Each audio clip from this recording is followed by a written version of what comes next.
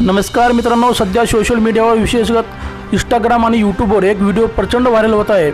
यामध्ये असा दावा केला जातोय की प्रसिद्ध कीर्तनकार इंदुरीकर महाराज यांचे निधन झाले।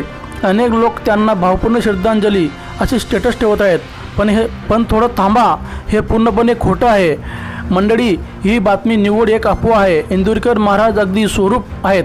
काही दिवसापूर्वीच म्हणजे 3 मे 2026 रोजी त्यांनी आपल्या मुलगीचा विवाह सोहळा मोठ्या थाटामाटात पार पाडला आहे। काही समाजकंटक केवळ व्ह्यूज आणि लाईक्ससाठी अशा चुकीच्या बातम्या आणि जुन्या अपघाताचे व्हिडिओ एडिट करून पसरवत आहे। अशा संवेदनशील विषयावर अफवा पसरवणं हा एक गुन्हा आहे। अशा व्हिडिओवर विश्वास ठेवू नका आणि ते कोणालाही शेअर करू नका। श्रद्धांजली वाहण्याआधी बातमीची खातरजमा करा। आपल्या लाडक्या महाराजांच्या नावाने असे चुकीचे मेसेज पसरवू नका, थांबवा। सत्य काय आहे हे लोकांपर्यंत पोहोचण्यासाठी हा व्हिडिओ जास्तीत जास्त शेअर करा, जेणेकरून कोणाचीही दिशाभूल होणार नाही।